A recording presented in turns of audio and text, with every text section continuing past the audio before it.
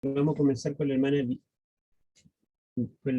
Viviana, a ver si ella nos puede leer Ezequiel, capítulo 11, que en realidad el capítulo 11 pertenece a la visión del 8 al 11.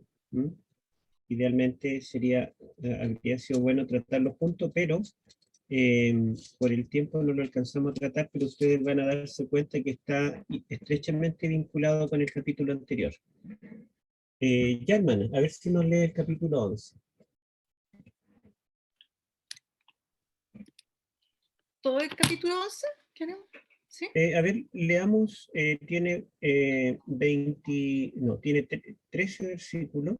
Podría ser los 6 primeros, y desde el 7 al 13 le podemos pedir al hermano Claudio. Comienzo. Y el Espíritu me elevó y me metió por la puerta oriental de la casa de Jehová, la cual mira hacia el oriente. Y he aquí a la entrada de la puerta 25 varones, entre los cuales vi a Jazanías, hijo de Azur, y a Pelatías, hijo de Benai, príncipe del pueblo. Y me dijo: hijo de hombre, estos son los hombres que maquinan perversidad y dan mal consejo en esta ciudad, los cuales dicen: no será tan pronto edifiquemos casas, esta será la caldera y nosotros la carne. Por tanto, profetiza contra ellos, profetiza, dijo, hijo de hombre.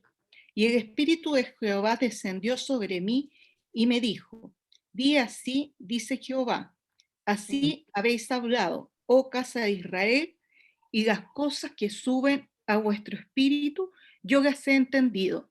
Habéis multiplicado vuestros muertos en esta ciudad y habéis llenado de muertos sus calles. Ya, vamos a decir un breve comentario de esos versículos antes de que nuestro hermano Claudio continúe leyendo. Bueno, si ustedes recuerdan, en el capítulo 8 el profeta Ezequiel fue llevado, él estaba en su casa, allí en Babilonia, junto al río Quebar, y dice que estaba en presencia de los ancianos del pueblo judío que está residiendo en Babilonia, desde entre los cautivos. Entonces fue llevado en espíritu y fue llevado a Jerusalén. Vio las abominaciones, le fue mostrando el Señor, de verdad, los pecados. 4 situaciones, 4 escenas vio en visión, y las 4 tenían que ver con pecados, pero los 4 eran idolatría, o pecados que tenían que ver directamente contra Dios. Y el cuarto pecado era de los mismos 25 varones que gobiernan el pueblo. Ellos estaban adorando al sol explícitamente. Y luego, ¿verdad?, de que se le muestran los motivos por los cuales Dios ha desamparado a Jerusalén y ya no la va a librar de los enemigos, le muestra en el capítulo 9 una visión de 6 varones que eran guerreros, que venían con instrumento para matar, o sea, armados, con armas. Y esos 6 varones deben destruir Jerusalén. Estos varones vienen del norte, pero antes de que estos 6 varones comiencen a destruir, ve un séptimo varón que está vestido de lino, y este varón trae un tintero de escribano, y se le da la orden de poner un sello en la frente de aquellos que son leales a Dios. Entonces, a pesar de que el Señor ha desamparado completamente Jerusalén por sus pecados, ¿verdad?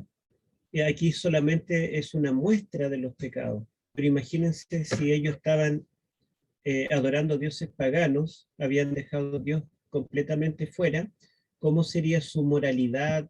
¿Cómo sería su relación con el vecino? ¿Cómo sería la relación matrimonial? ¿Cómo estarían los hijos? Y todo lo demás que podemos imaginar. Entonces Judá se había transformado en un reino peor que los cananeos que Dios eliminó en el tiempo de Josué. Y después del capítulo 9, ¿verdad?, en el cual se pone esa señal en la frente de los fieles, que esto nos hace ver en el libro de Ezequiel, porque cuando uno lee la historia desde afuera, uno dice, ¿por qué una ciudad completa fue destruida? No habría gente buena allí, pero bueno, la poca gente buena, el Señor hizo que sobrevivieran. Ellos estaban con el sello de Dios. Eh, y después dice en el capítulo 10, menciona, digamos, que la gloria de Dios se retira. Antes de que los varones comiencen a destruir, la gloria de Dios sale del santuario, del templo, y se coloca sobre el lugar santísimo, luego se aparta, ¿verdad? Y acá nos da la información en este capítulo 11 al principio, que la gloria de Dios salió por la puerta oriental. O sea, Dios ya no está en el templo está desamparado. Y, y dice acá, citando lo que mencionan los líderes de Israel, y a ver si no me acuerdo, aquí parece que menciona a estos varones, ¿sí? Me parece que aquí menciona a estos 25, ¿sí? Es el versículo 1 del 11, que dice que Dios sale por la puerta del oriente, y he aquí, a la entrada de la puerta, 25 varones, entre los cuales vi a Jaazanías, hijo de Azur, y a Pelatías, hijo de Benaía, principales del pueblo. Fíjense que acá él dice que la puerta oriental por la cual Dios sale se aleja de la ciudad. En esa puerta están parados los 25 varones que dirigen a Israel. Y si ustedes recuerdan, en el capítulo 8 ya había visto estos 25 varones, los había mencionado, pero los menciona como el pecado más grave. Ellos están adorando al sol. Entonces,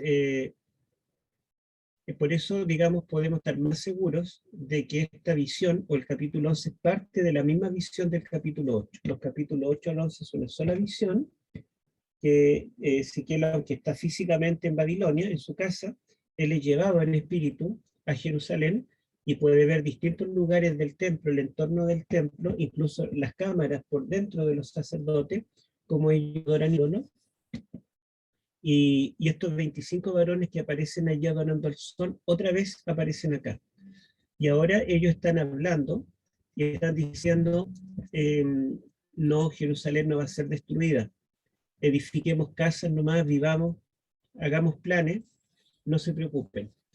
Y dicen una especie de proverbio, dicen, Jerusalén es como una olla de hierro y nosotros somos la carne, estamos adentro, estamos seguros. Esta idea, ¿verdad? Es que supuestamente en el pensamiento de ellos, la carne es lo más importante de un plato de comida. Para la mentalidad de estos, bueno, vemos que la espiritualidad está vinculada con el estilo de vida, ¿verdad?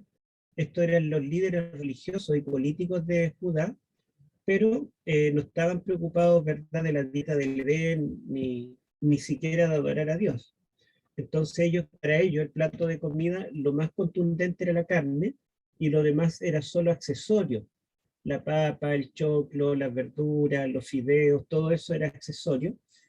Y como de Jerusalén fueron sacados un grupo numeroso, más de 10.000 personas, ¿se acuerdan? Que fueron llevados, entre los cuales fue Ezequiel, el sacerdote, cuando todavía no era profeta, y también el rey Joaquín. Todos ellos fueron llevados al cautiverio. Estos varones dicen, a nosotros no nos llevaron porque somos los mejores, somos la carne, ellos son las papas, las verduras de la cazuela. En otras palabras, están diciendo que ya se llevaron a los más malos. Nosotros somos los mejores, somos los líderes religiosos del pueblo, entonces estamos seguros. Somos como la carne dentro de la olla de fierro. Nadie nos va a sacar de acá. Entonces, Dios responde a través de Ezequiel diciendo que ellos son como la carne, pero la carne de cadáveres que van a quedar tirados allí en Jerusalén después que vengan a Nabucodonosor. ¿Mm? Posteriormente ellos dicen, sí, va a venir un fin, pero eso para mucho tiempo. No alarmemos diciendo que ahora, en nuestra generación, va a haber un fin, sino que el fin viene, pero mucho tiempo después. Así que edifiquemos casas, planifiquemos, olvidémonos de peligro. Eso en el fondo, ¿verdad? Gracias, hermano, por la lectura y vamos a seguir con el hermano Claudio desde el versículo 7 hasta el final. Por tanto, así ha dicho Jehová el Señor: vuestros muertos que habéis puesto en medio de ella, ellos son la carne, y ella es la olla, mas yo os sacaré a vosotros de en medio de ella.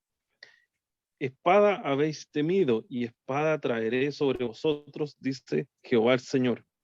Yo os sacaré de en medio de ella, y os entregaré en manos de extraños, y haré juicio entre vosotros. A espada caeréis, en los límites de Israel os juzgaré, y sabréis que yo soy Jehová. La ciudad no os será por olla, ni vosotros seréis en medio de ella la carne. En los límites de Israel os juzgaré. Y sabréis que yo soy Jehová, porque no habéis andado en mis estatutos, ni habéis obedecido mis decretos, sino según las costumbres de las naciones que os rodean habéis hecho. Y aconteció que mientras yo profetizaba, aquel Pelatías, hijo de Benaía, murió. Entonces me postré rostro a tierra y clamé con gran voz y dije: ah, Señor Jehová, ¿destruirás del todo al remanente de Israel? Gracias. Bueno, ustedes se pueden dar cuenta que a pesar de los pecados graves que estaban cometiendo y de vivir completamente apartados de Dios y de lo que dice la Escritura, a pesar de toda la luz que tenía el pueblo de Dios, como ningún otro pueblo en la tierra, y de la responsabilidad que tenían como los líderes religiosos del pueblo, ellos más encima no creían la voz de los profetas de Dios. Recordemos que en Jerusalén estaba Jeremías las 24 horas del día predicando y anunciando la destrucción y haciendo el llamado para el arrepentimiento. Y por otro lado, Ezequiel, ¿verdad? En el cautiverio también él está predicando el mismo mensaje y estos viajes de Ezequiel a Jerusalén, yo no sé si solamente él podía mirar como ausente de la escena, o si él también podía intervenir dentro del grupo de las personas que él veía. De todas maneras, la comunicación entre Jerusalén y Babilonia, aunque distante, era expedita. Habían mensajeros que venían desde Babilonia a Jerusalén y de Jerusalén a Babilonia.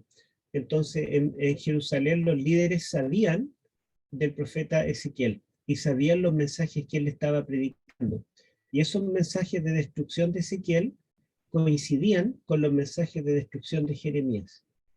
Pero a pesar de eso, a pesar de todo, a pesar de la palabra de Dios, los líderes religiosos hacían oídos sordos y le decían al pueblo: no se preocupen, edifiquen, sigan con los planes, estamos seguros acá, estamos dentro de una olla de hierro, nadie nos va a sacar. Pero acá, ¿verdad? Los textos que lee nuestro hermano muestra de que ellos, muchos de ellos quedarán como carne, pero no como la carne que está protegida en la olla, sino como carne de cadáveres que morirán. Y dice, y yo los sacaré. O sea, no es que nadie los podrá sacar de Jerusalén o de la olla. Dice, yo los sacaré de la olla y los llevaré al exilio. Y morirán espada fuera de Jerusalén. Entonces, ellos no pueden, digamos, sentirse confiados en la seguridad material que tienen. Para ellos, Jerusalén, y de hecho Jerusalén es una ciudad fortificada, es una ciudad muy difícil de tomar. Si ustedes recuerdan, cuando Josué, en los tiempos después de Moisés, conquistó todas las ciudades, estados de Canaán, conquistó Jericó a pesar de los muros, conquistó, digamos, prácticamente todo el territorio de Canaán, dice la escritura que él no fue capaz de conquistar Jerusalén de los jebuseos, porque era una ciudad fortificada. Y después tenemos toda la historia de los jueces, donde tampoco conquistaron Jerusalén, sino Jerusalén en medio de Judá, siendo un reino extranjero. Después vinieron los reyes, y el rey Saúl, a pesar de los éxitos militares que tuvo, tampoco pudo expulsar a los jebuseos que habitaban en Jerusalén, hasta que vino David, y ustedes saben que Jerusalén se llama la ciudad de David porque él la conquistó. Pero los habitantes de Jerusalén estaban tan confiados en que la ciudad era impenetrable, que le gritaron de los muros a David, le dijeron, mira, no necesitamos vigilar. Si tú intentas entrar, los ciegos y los cojos pueden expulsarlos. Así de segura es la ciudad. Y dice la Biblia que David se dio cuenta de que era imposible traspasar los muros. Entre paréntesis, Jerusalén está a más de 800 metros sobre el nivel del mar. Por eso es que en los evangelios dice que Jesús subió a Jerusalén. O sea, no era como ir de una ciudad a otra en forma plana, sino que había que subir la ciudad y arriba tenía muros fortificados. Y también habían canales de agua que pasaban por dentro. Es decir, aunque sitiaran la ciudad y les quitaran digamos, el agua de afuera, ellos adentro tenían agua, por lo tanto tenían alimento, podían vivir, no se preocupaban. Y dice la escritura que David se aprovechó de esta circunstancia, de los canales que tenían ellos de agua, y descubrió dónde estaba el canal por donde entraba agua a la ciudad, algo parecido a lo que hizo Ciro, y pasó por ese acueducto, y entró a Jerusalén y tomó la ciudad. Entonces, Jerusalén es una ciudad muy difícil de tomar. Y si ustedes ven el ejército asirio, en el tiempo del rey Ezequías, tomó todas las ciudades de Judá y las destruyó. Pero con Jerusalén le costó. Y cuando reunió un ejército, digamos, numerosísimo, como para acabar con Jerusalén de una vez por todas, dice que el ángel de Jehová defendió Jerusalén y mató los 185.000 soldados que estaban allí para matar y saquear.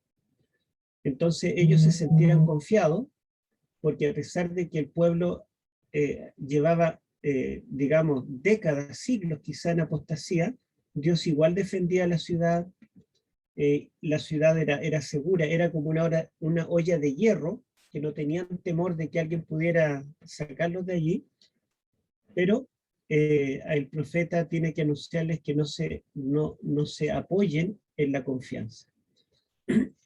Esto, digamos, nosotros podemos aprender una lección, porque muchas veces, si nosotros, por ejemplo, nos apartamos de Dios, estamos indiferentes con las cosas de Dios, viviendo una vida mundana, en pecado, quizás no a la altura de los judíos de ese tiempo, y podemos decir, bueno, pero yo tengo un buen trabajo, tengo una familia que me apoya, tengo una casa propia, y podemos pensar en todo lo que tenemos como de seguro. Tal vez Dios no me va a cuidar, pero no importa que no me cuide, al final no estoy desamparado. Y sin embargo, somos muy vulnerables. Nos puede afectar un cáncer y nos morimos y perdemos todo, ¿verdad? O en fin, pueden pasar miles de cosas en nuestra familia, que es un pilar, se puede venir abajo. En fin, la verdad es que nuestra única seguridad está en el Señor. Y eso ellos no lo tenían en cuenta. Entonces, vamos a continuar. Bueno, y acá, ¿verdad? Dios da una muestra de la vulnerabilidad de los grandes y los poderosos hombres que lideraban Israel.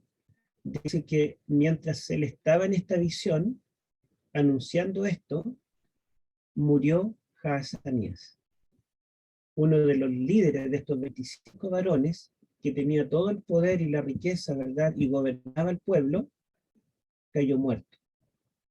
Y dice que Ezequías, ¿verdad?, se alarmó al verlo caer muerto, y dijo, ah, Señor, ¿no dejarás ni un remanente de tu pueblo?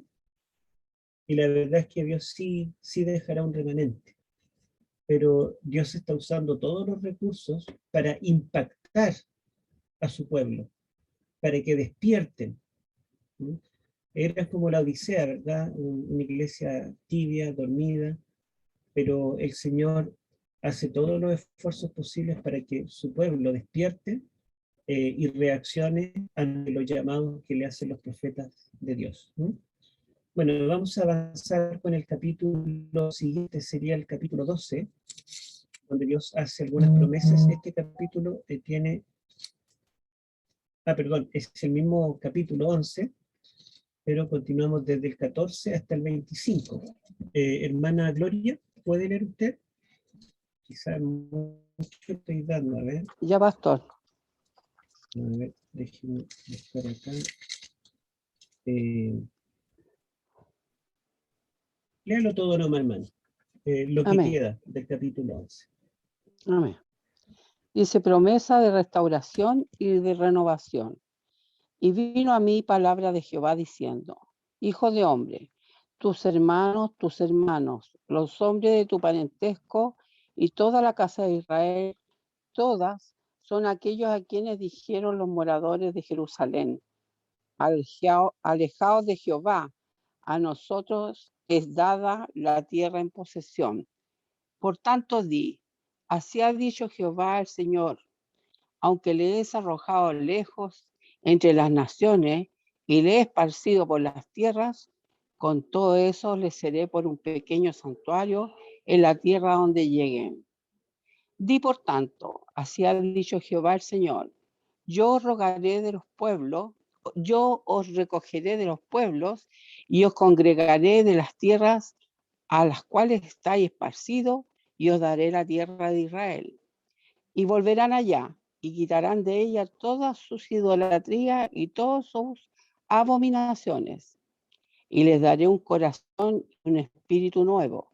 Pondré dentro de ellos y quitaré el corazón de la piedra de en medio de su carne y les daré un corazón de carne, para que anden en mis ordenanzas y guarden mis decretos y los cumplan, y me sean por pueblo y yo sea a ellos por Dios. Mas aquellos cuyo corazón anda tras del deseo de sus idolatrías y de sus abominaciones, yo traigo un camino sobre sus propias cabezas, dice Jehová el Señor. Después alzaron los querubines sus alas y las ruedas en pos de ellos, y la gloria de Dios de Israel estaba sobre ellos. Y la gloria de Jehová se elevó en medio de la ciudad y se puso sobre el monte que está al oriente de la ciudad. Luego me levantó el espíritu y me volvió a llevar en visión del espíritu de Dios a la tierra de los caldeos, a los cautivos, y se fue de mí la visión que había visto.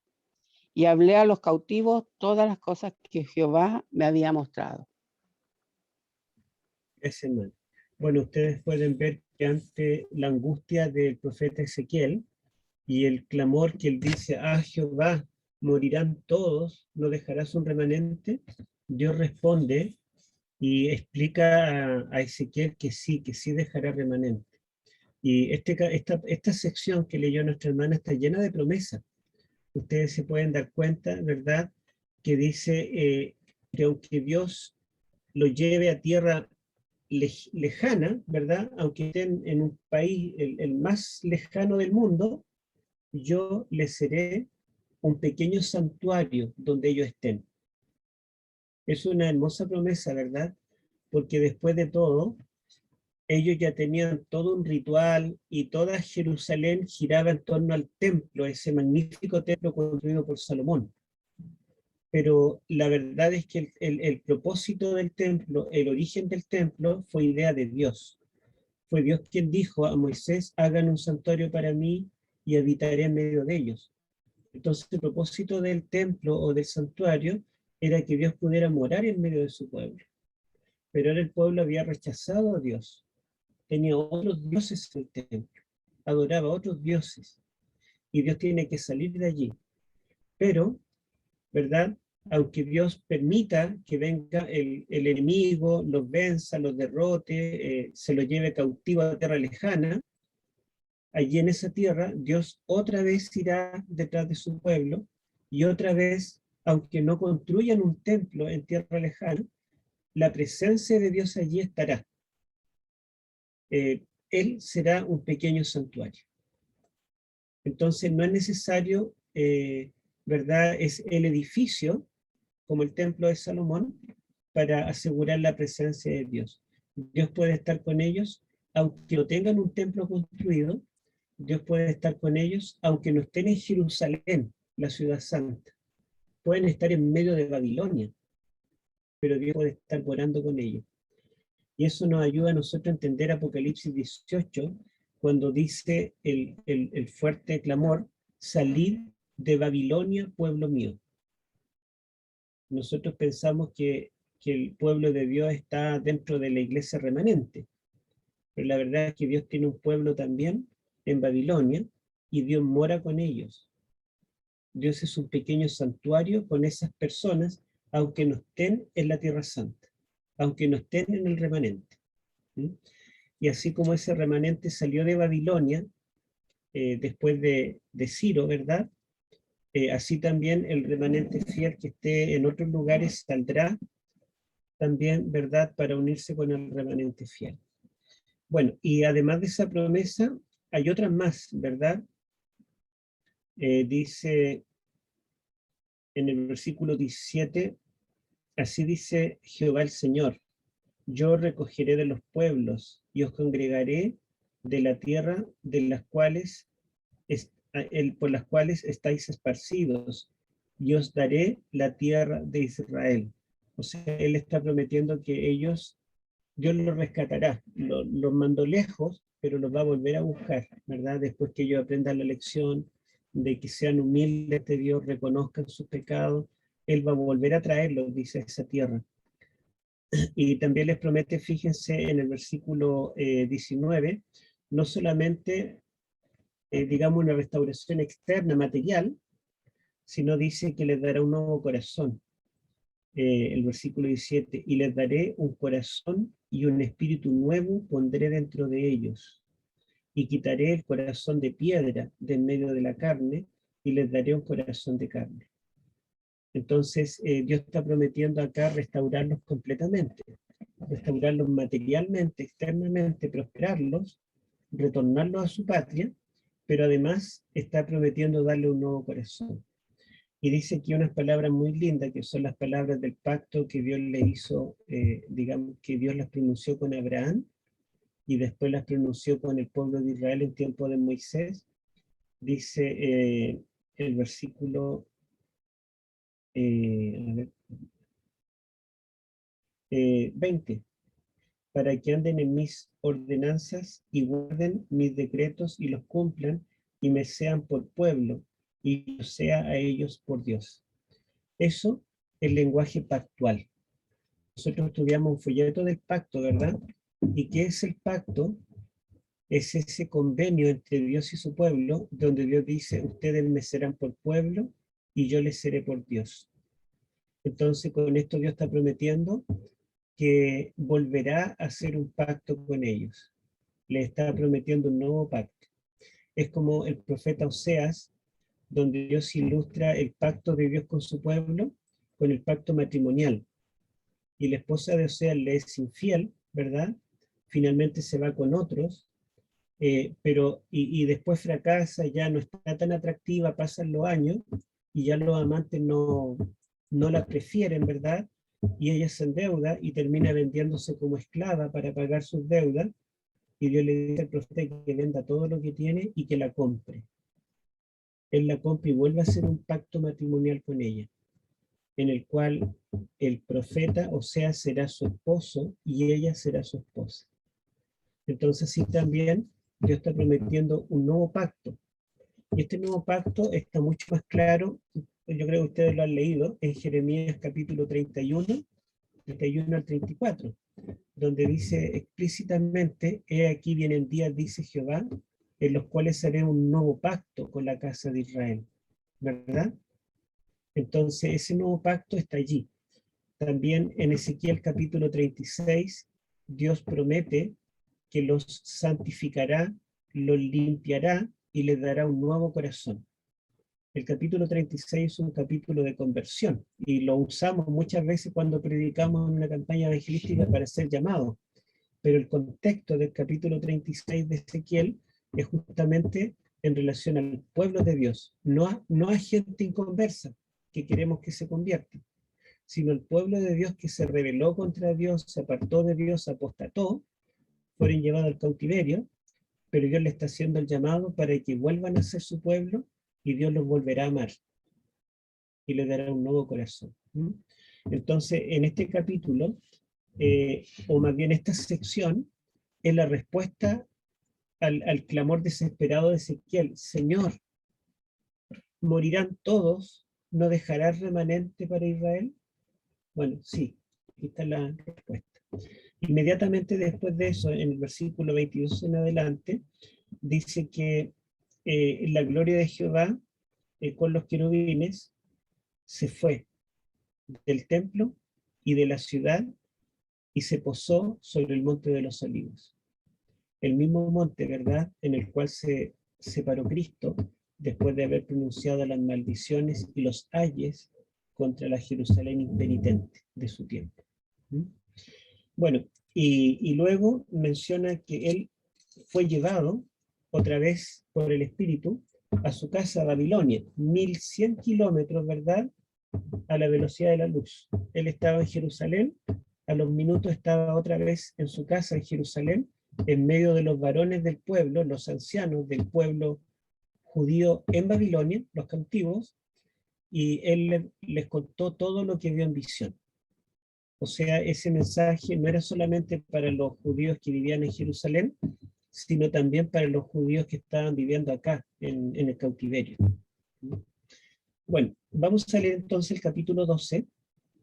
Nos falta, ¿quién más le pedí? A la hermana Carmen Luz, ¿cierto? Me parece que sí, la hermana Carmen Luz. Ya, hermana, a ver si nos lee el capítulo 12. Léanos hasta el versículo 7. Ok. Vino a mí palabra de Jehová, diciendo: Hijo de hombre, tú habitas en medio de una casa rebelde. Tienen ojos para ver y no ven, tienen oídos para oír y no oyen, porque son una casa rebelde.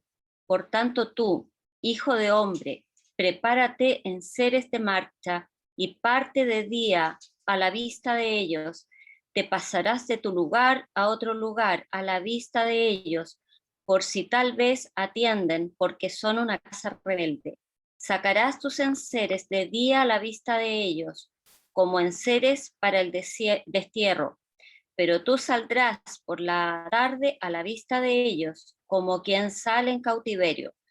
Ante tus propios ojos te abrirás paso a través de la pared y saldrás por ella. Ante sus propios ojos los llevarás sobre tus hombros, de noche los sacarás, cubrirás tu rostro y no mirarás el país, porque por señal te he dado a la casa de Israel.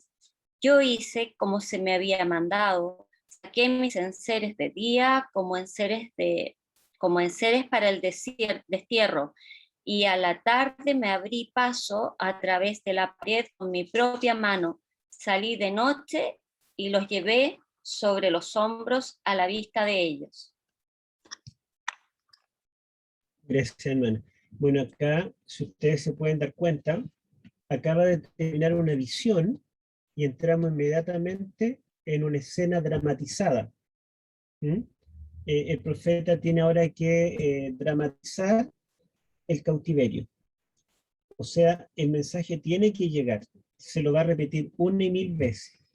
Las esperanzas que tienen los cautivos allí en Babilonia, de que esto del cautiverio es temporal, van a volver otra vez a su patria, Jerusalén se va a restaurar, Babilonia va a caer como cayó Asiria. Eso no es así, ¿verdad? No es así para su generación, por lo menos. Ellos morirán en Babilonia. No es que van a volver a su tierra.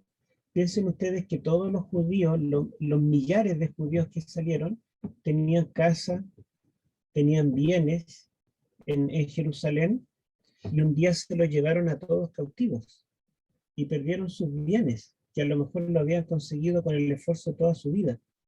Entonces ellos tenían siempre la esperanza de volver, pero la promesa, o más bien la profecía, es que no volverán, y además de eso, los que están todavía allá van a sumarse a ellos. O sea, en vez de que el cautiverio se termine y vuelvan, va a haber otro cautiverio peor en el cual todos van a tener que salir. Pero el profeta no tiene que repetirlo como ya lo ha dicho antes, sino que ahora tiene que dramatizarlo. Y recuerden ustedes que el profeta en toda esta situación está mudo. Solamente puede hablar cuando Dios lo hace hablar. Por ejemplo, después de la visión, que fueron los ancianos a verlo, y él fue llevado en visión y vio todo aquello, vuelve y dice que Jehová lo hizo hablar y contarle la visión a los ancianos de los cautivos. Pero ahora él, como un mudo, ¿verdad? Él no va a hablar, sino que va a dramatizar algo. Y dice que debe en el día tomar sus enseres, las cosas que puede llevar en la mano, y sacarla al patio de la casa, y vestirse como una persona que es llevada a cautiverio, como digamos, una persona de un pueblo derrotado por la guerra, y llevarse lo necesario, ¿verdad? Lo saca al patio, lo deja allí, y en la noche debe romper la pared. Me imagino la pared puede ser quizá de la casa, o quizá como un muro, ¿verdad? Que comunique hacia afuera. Debe romper el muro. Los muros en Babilonia y las casas en Babilonia de los cautivos eran de adobe, o a veces de ladrillo cocido. Entonces ellos, bueno, ustedes saben que un ladrillo se puede gastar, o un adobe también, y sobre todo si son casas que ya llevan años, algunos ladrillos están medio sueltos, puede que haya un agujero, y él debía ahí sacar adobes o ladrillos y meterse por un hoyo de la pared, y salir a la vista del pueblo, ¿verdad? Para que ellos vieran que el profeta estaba remedando lo que el pueblo judío, que se siente seguro, ellos dicen: somos la carne de la olla, nadie nos saca de acá. Para que ese pueblo que se siente seguro, ¿verdad? Los que están cautivos vean que lo que el profeta le acaba de contar de la visión es real. ¿Mm? O sea, él es todo un actor, él tiene que representarlo en todas las formas. Ahora, bueno, esto nos recuerda justamente lo que va a venir. Si ustedes han leído el libro de Reyes, segundo de Reyes, y también el libro segundo de Crónicas, cuando nos cuenta la historia del rey Sedequías. Lean la historia del rey Sedequías, y dice que el rey Sedequías se sentía muy seguro dentro de los muros de Jerusalén, y cuando el profeta Jeremías le dijo que no se sintiera seguro, porque Babilonia lo iba a sacar, él mandó a matar al profeta Jeremías, pero no matar con espada, sino tirarlo a una fosa con barro, ¿verdad? Para que él muriera allí. Pero dice el libro de Jeremías que en la noche fue un eunuco y digamos, en secreto lo sacó con una cuerda y lo salvó, si no habría muerto. Entonces, el rey Sedequías, dice la Biblia, que cuando Nabucodonosor rodeó la ciudad, él peleó como pudo, pero finalmente los babilonios echaron abajo las puertas de Jerusalén. Entonces el rey Sedequías, con su familia, sus hijos, su reina y sus más cercanos y sus guardaespaldas, rompieron el muro de Jerusalén. En el otro extremo, si los babilonios estaban entrando por acá, él rompió el muro de atrás y salió por atrás por el muro, sacaron piedra, ladrillo, y se metieron y escaparon por el muro. Entonces dice que los soldados de Nabucodonosor, una vez que no encontraron al rey en la ciudad y vieron el muro abierto, lo persiguieron por el muro y lo encontraron. Y cuando lo encontraron, lo llevaron ante Nabucodonosor. Y Nabucodonosor dijo, traigan a los hijos, y los mató delante de él, del rey Sedequías. Traigan a la esposa, la reina, la mató delante de él. Y después dijo, traigan al rey. Le dijo, no te mataré. Pero les dijo a los soldados, sáquenle los ojos. Le sacaron los ojos. Entonces el rey Nabucodonosor le dijo, Sedequías, lo último que viste con tus ojos fue la muerte de tu familia. Y se lo llevó cautivo a Babilonia. Entonces, esa situación que vivirá el pueblo judío hasta el rey. O sea, imagínense si el rey es tratado así, ¿cómo serán tratados la gente más común? Fue algo terrible, ¿verdad? Lo que les pasó, pero en este momento, que faltan pocos años, pensemos que estamos como en el 590 a.C., y la historia de la destrucción de Jerusalén que yo le cuento es del año 586. O sea, faltaban unos 4 o 5 años para que viniera el fin. Y ellos pensaban que no iba a venir un fin, que todo iba a andar bien. Bueno, vamos a continuar leyendo. Volvamos entonces a la hermana Viviana. Habíamos leído hasta el 7, a ver si hermana lee desde el 8 hasta el 16. 8 al 16. Ya. Y vino a mí palabra de Jehová por la mañana diciendo, Hijo de hombre, ¿no te ha dicho la casa de Israel, aquella casa rebelde, qué haces? Diles, así dice Jehová el Señor, al príncipe en Jerusalén es esta carga, y a toda la casa de Israel es esta en medio de ellos. Esta es medio. Diles, yo soy vuestra señal, como yo hice, así les harán a ellos. Irán al destierro, a la cautividad.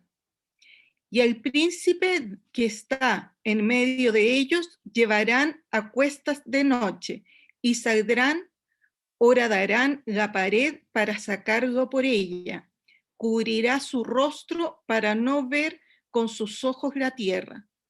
Mas yo extenderé mi red sobre él y será preso en mi malla y lo haré llevar a Babilonia, a tierra de caldeos, mas no la verá y allá morirá. Y a todos los que estuvieron alrededor de él para ayudarle y a todas sus tropas esparciré a todo viento y desenvainaré espada en pos de ellos. Y sabrán que yo soy Jehová, cuando los esparciere entre las naciones, y los dispersaré por las tierras. Y haré que de ellos queden pocos en número, de la espada y del hambre y de la pestilencia, para que cuenten todas sus abominaciones entre las naciones a donde llegaren, y sabrían que yo soy Jehová. Ya, gracias hermano. Bueno, fíjense que acá dice que vino a mí palabra de Jehová diciendo, cuando te vean que vas saliendo como un cautivo, ¿verdad? Escapando por el muro, y te pregunten qué haces, yo te dejaré hablar. O sea, Dios iba a hacer que él ya en ese momento pudiera hablar, y él les debe decir, así ocurrirá a los judíos que quedan en Jerusalén. Y dice, y el príncipe que está en medio de ella. Saben que una característica del lenguaje del profeta Ezequiel es que nunca le llama a los reyes judíos rey, sino que siempre le llama príncipe. Entonces, cuando habla del príncipe que está en Jerusalén, se refiere al rey Sedequías, el que yo le estaba contando la historia triste, que su final triste. Bueno, y otro detalle es que aunque Sedequías es el rey de los judíos allí en Jerusalén, Ezequiel nunca lo considera rey, porque se acuerdan que él todas las fechas que coloca son de los años del reinado de Joaquín, el que está cautivo allí en Babilonia. Porque se acuerdan que yo les conté que en el año 597, cuando Nabucodonosor se lleva a Joaquín y su familia, Ezequiel y 10.000 cautivos, Joaquín es puesto en la cárcel, pero come de la comida del rey. Entonces Ezequiel, volvamos al capítulo 1, para que ustedes lo recuerden, el capítulo 1, los primeros 2 versículos, dice, aconteció en el año 30, en el mes 4, a los 5 días del mes, que estando yo en medio de los cautivos, junto al río Quebar, los cielos se abrieron y vi visiones de Dios, en el 5.º año de la deportación del rey Joaquín. O sea, él está fechando no solo acá, sino todos los acontecimientos en relación al reinado de Joaquín.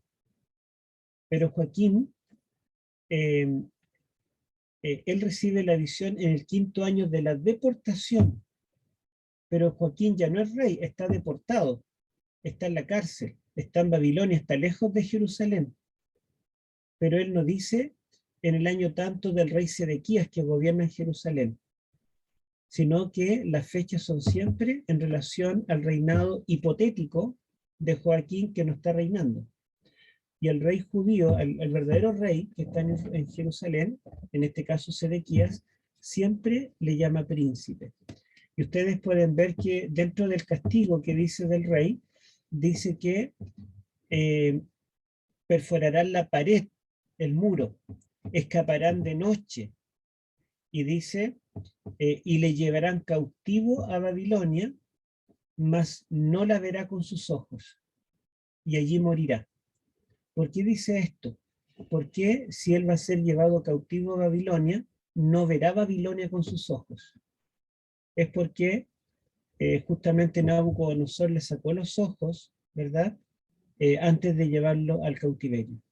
Entonces, en este capítulo 12, Ezequiel, unos 5 o 6 años antes, está profetizando lo que le va a ocurrir al rey Sedequías.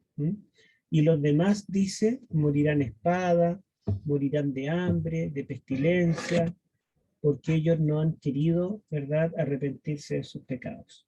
Bueno, vamos a continuar. Pero aún así, él promete que dejará un remanente. Otra vez promete, ¿verdad? Promete que dejará un remanente con vida, aunque queden esparcidos entre las naciones. Vamos a leer entonces desde el 17 hasta el final, hermano Claudio. Vino a mí palabra de Jehová diciendo, hijo de hombre, come tu pan con temblor y bebe tu agua con estremecimiento y con ansiedad. Y di al pueblo de la tierra, así ha dicho Jehová el Señor sobre los moradores de Jerusalén y sobre la tierra de Israel. Su pan comerán con temor y con espanto beberán su agua, porque su tierra será despojada de su plenitud por la maldad de todos los que en ella moran. Y las ciudades habitadas quedarán desiertas, y la tierra será asolada. Y sabréis que yo soy Jehová. Vino a mí palabra de Jehová diciendo, hijo de hombre, ¿qué refrán es este que tenéis vosotros en la tierra de Israel, que dice, se van prolongando los días y desaparecerá toda visión? Diles, por tanto, así ha dicho Jehová el Señor, haré cesar este refrán y no repetirán más este refrán en Israel. Diles, pues, se han acercado aquellos días y el cumplimiento de toda visión, porque no habrá más visión vana, ni habrá adivinación de lisonjeros en medio de la casa de Israel, porque yo Jehová hablaré y se cumplirá la palabra que yo hable. No se tardará más, sino que en vuestros días, oh casa rebelde, hablaré palabras y las cumpliré, dice Jehová el Señor. Y vino a mí palabra de Jehová diciendo, hijo de hombre, he aquí que los de la casa de Israel dicen, la visión que éste ve es para que aquí a muchos días, para lejanos tiempos, profetiza este. Diles, por tanto, así ha dicho Jehová el Señor, no se tardará más ninguna de mis palabras, sino que la palabra que yo hablé se cumplirá, dice Jehová el Señor. Gracias, hermano Claudio. Bueno, ustedes pueden ver que dice que en la tierra de Israel, y también el término Israel en realidad no es tan correcto en el sentido de que Israel, las tribus del norte, el reino de Israel ya no existía, los asirios lo habían destruido. Ezequiel pertenece al reino de Judá, que es al sur, pero utiliza el nombre Israel en vez de Judá porque el mensaje, ¿verdad?, no está circunscrito solo a los judíos, sino es como un mensaje para todo Israel, aún el Israel que ya no está. Y después de todo, Judá es lo único que queda de Israel, porque lo demás, ¿verdad?, las otras tribus ya no están. Y dice que ellos tienen un refrán que está allí en el versículo 22, ¿verdad? Ellos dicen, se van prolongando los días y desaparecerá toda visión. O sea, los adventistas nos asustaron que Jesús venía pronto, una venida inminente, y han pasado los días, han muerto los pioneros, murieron nuestros abuelos, creyendo que iba a venir en sus días, pero desaparecerá toda visión, o sea, todo lo que nosotros creemos, todas las profecías van a desaparecer finalmente, no se van a cumplir. Entonces dice acá que él debe decirles que las profecías se cumplirán impajitablemente, ¿verdad? Aunque a ellos les parezca que no, aunque haya pasado tiempo, la verdad es que Dios nunca puso una fecha para su venida. Tampoco en tiempos de Ezequiel ni de Jeremías Dios no dijo una fecha para el fin de Jerusalén. Pero sí los profetas anuncian aquello. Ahora, dice también acá que hay lisonjeros entre el pueblo judío que les dicen cosas bonitas.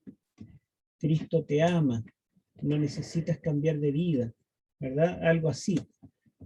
No te preocupes porque Dios te va a cuidar. Dios ama al pecador. Pero la verdad es que dice que esas palabras son engañosas. Y bueno, la verdad es que nosotros no creemos que nosotros creemos que Dios ama al pecador, ¿verdad? Pero creemos que Dios odia su pecado. Entonces, en el fondo, sí es verdad que Dios ama al pecador y Dios está dispuesto a perdonar y restaurar, pero no a dejarnos como estamos. O sea, Dios puede amar a un drogadicto, pero Dios no es feliz que él siga siendo drogadicto. Por el mismo amor que le tiene, el Señor usa su poder para cambiarle la vida. Entonces, el mensaje que se estaba predicando en Jerusalén en los tiempos de Ezequiel era un mensaje engañoso, un mensaje que daba esperanza para seguir viviendo en pecado. Pero en cambio el mensaje impopular del profeta Jeremías y del profeta Ezequiel era un mensaje condenatorio para ellos por su pecado. Y en realidad aparentemente eran malas nuevas, porque el mensaje era bien el fin, hay una destrucción. Pero esto en realidad es buena nueva, si nosotros recordamos el capítulo 12, el 11, la última parte, cuando dice que Dios hace todo esto del cautiverio, pero Él no lo abandonará porque vivirá en medio de ellos, les dará un nuevo corazón y lo va a restaurar. En otras palabras, la destrucción es necesaria para que haya una restauración.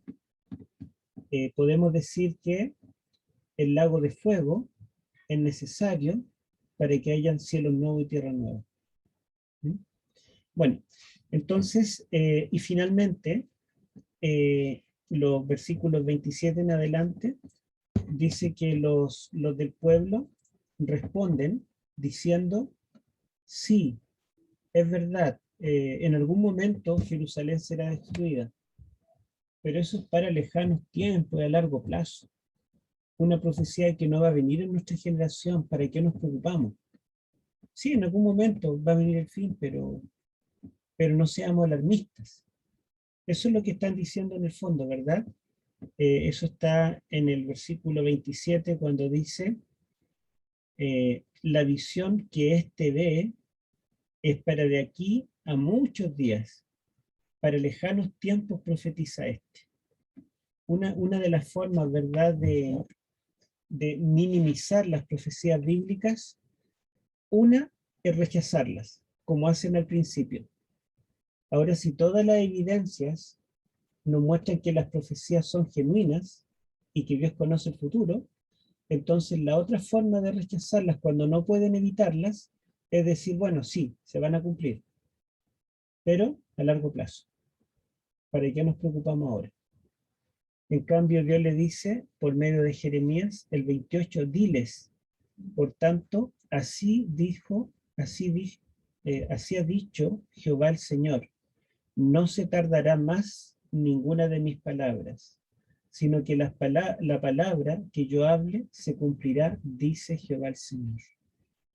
En realidad, fíjense, faltan 5 años para el fin, en el tiempo de Ezequiel. Por eso es que él tiene que decir con todo su drama, tiene que decirlo, anunciarlo, profetizarlo.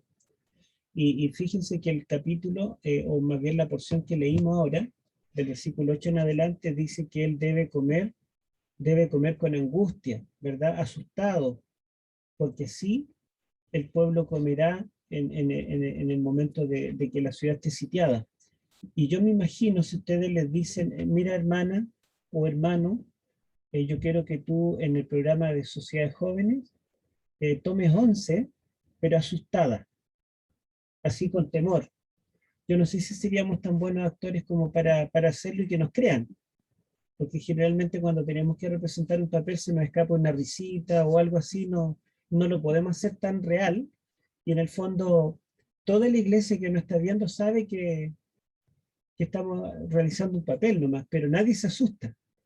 Pero yo me imagino qué tan buen actor tiene que haber sido Ezequiel, que esto él tenía que representarlo y el pueblo le llamaba la atención, ¿verdad? Estaba causando un impacto en ellos, estaba despertándolos. Si a mí Dios me pidiera que fuera actor, yo no sé cómo lo haría porque no tengo ningún don como para actuar. Pero fíjense que el profeta tiene que ser multifacético en su mensaje. El mensaje se predica de todas las formas. Si nosotros creemos que solamente predicamos cuando damos un estudio bíblico o estamos en un púlpito, no es así. El profeta debía predicar cuando comía, debía predicar cuando dormía, debía predicar con lo que vestía, debía predicar cuando estaba en visión, cuando estaba despierto, cuando no podía pronunciar palabras, debía predicar, y cuando Dios le daba que hablara, debía predicar. Entonces, como dice Pablo, dice, me es necesario predicar a tiempo y fuera de tiempo. Vamos a continuar. A ver, ¿cómo estamos en la hora? Sí, alcanzamos a leer el capítulo 13. Vamos a pedir a quien nos toca, a la hermana Carmen Luz. Capítulo 13, hermana, si nos lee hasta el versículo 7. Ok. Vino a mí palabra de Jehová diciendo, hijo de hombre, profetiza contra los profetas de Israel que profetizan, y di a los que profetizan de su propio corazón, oíd palabra de Jehová, así ha dicho Jehová el Señor. Ay de los profetas insensatos que andan en pos de su propio espíritu y que nada han visto. Como zorras en los desiertos han sido tus profetas Israel. No habéis subido a las brechas, ni habéis edificado un muro alrededor de la casa de Israel, para que resista firme en la batalla en el día de Jehová. Han visto vanidad y adivinación mentirosa, dicen. Ha dicho Jehová, pero Jehová no los envió. Con todo esperan que confirme la palabra de ellos. No habéis visto visión vana y no habéis dicho adivinación mentirosa, puesto que decís, dijo Jehová, no habiendo yo hablado. Por tanto, así ha dicho Jehová, el Señor, porque habéis hablado vanidad y habéis visto mentira. Por eso yo estoy contra vosotros, dice Jehová el Señor. Mi mano estará contra los profetas que ven vanidad y adivinan mentira. No estarán en el consejo de mi pueblo, ni serán inscritos en el libro de la casa de Israel, ni a la tierra de Israel volverán, y sabréis que yo soy Jehová el Señor. Sí, por cuanto han engañado a mi pueblo diciendo paz, no habiendo paz, y porque cuando uno levantaba una pared, ellos la recubrían con lodo suelto. Di a los recubridores que el lodo suelto se caerá, vendrá una lluvia torrencial, y yo enviaré piedras de granizo que la hagan caer, y un viento tempestuoso la romperá. Y he aquí que cuando la pared haya caído, no os preguntarán dónde está la mezcla con la que recubristeis. Por tanto, así ha dicho Jehová el Señor, haré que la rompa un viento tempestuoso con mi ira, y una lluvia torrencial vendrá con mi furor, y piedras de granizo con enojo para destruir. Así desbarataré la pared que vosotros recubristeis con todo suelto, y la echaré a la tierra, y será descubierto su cimiento. Caerá y seréis consumido en medio de ella, y sabréis que yo soy Jehová. Consumaré así mi furor en la pared y en los que la recubrieron con lodo suelto, y os diré que no existe la pared ni los que la recubrieron, los profetas de Israel que profetizan acerca de Jerusalén y que vieron para ella visión de paz, no habiendo paz, dice Jehová el Señor. ¿Sigo? Gracias, hermano, hasta allí. Y tú, Bueno, hasta ahí. hasta ahí. Hasta ahí, ¿sí? Bueno, ustedes se pueden dar cuenta de que las esperanzas que tenían los líderes religiosos y políticos en Jerusalén y el pueblo, tanto el pueblo judío que estaba en Jerusalén como el pueblo judío que estaba en cautiverio, era porque habían profetas que decían, así ha dicho Jehová. Y ellos juraban haber visto visión de Dios. Ellos decían, Dios me habló. Escuchen la palabra de Dios. ¿Y cuál es el mensaje que ellos decían? Paz, paz, paz y seguridad. Eso nos suena muy parecido, ¿cierto? Porque el apóstol Pablo dice, cuando digan paz y seguridad, entonces vendrá destrucción repentina. Y aquí ellos están diciendo paz, paz, seguridad, pero dice que vendrá una destrucción repentina y ellos mismos caerán. ¿Mm? Y hace una analogía, porque fíjense que Ezequiel es muy gráfico, muy concreto, va ilustrando cada idea. Dice que la ciudad de Jerusalén está protegida por un muro, pero dice que el muro está lleno de brechas. Entonces dice que ellos tapan las brechas con lodo suelto. En el original dice con cal, como que le tiran cal a la pared para tapar los hoyos, pero dice yo enviaré una lluvia torrentosa y la cal se va a deshacer y va a caer como polvo y los hoyos van a quedar al descubierto. Entonces, en el fondo, las palabras de ellos, el mensaje que predican, tal vez lo hagan con mucha elocuencia, tal vez sean convincentes. Fíjense que son personas que están diciendo que Dios les habló y le están predicando al pueblo, pero el mensaje de ellos es como tapar un hoyo de una pared con cal, que viene la lluvia y se desvanece. Entonces sus palabras son mentirosas y ellos intencionalmente están dando un mensaje así. Si ustedes se recuerdan, el profeta Jeremías dice que Dios le da una misión y también tiene que dramatizar.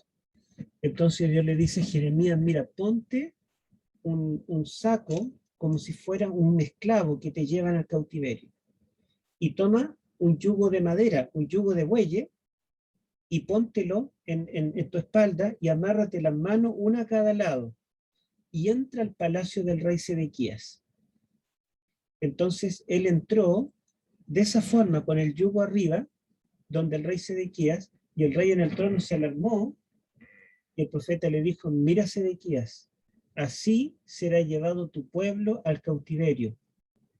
Como este yugo que yo tengo acá, en mi hombro, así ustedes serán llevados al cautiverio si no se arrepienten y hacen lo que Jehová les dice. Y dice que en ese momento un profeta que estaba junto al rey Sedequías se levanta y dice: oíd palabra de Jehová. Dios a mí me dio una visión. Jeremías es un falso profeta. Y dice que fue por la espalda, y le quitó el yugo a Jeremías, lo quebró por la mitad en el suelo, tomó las dos mitades y dice: esto es palabra de Jehová.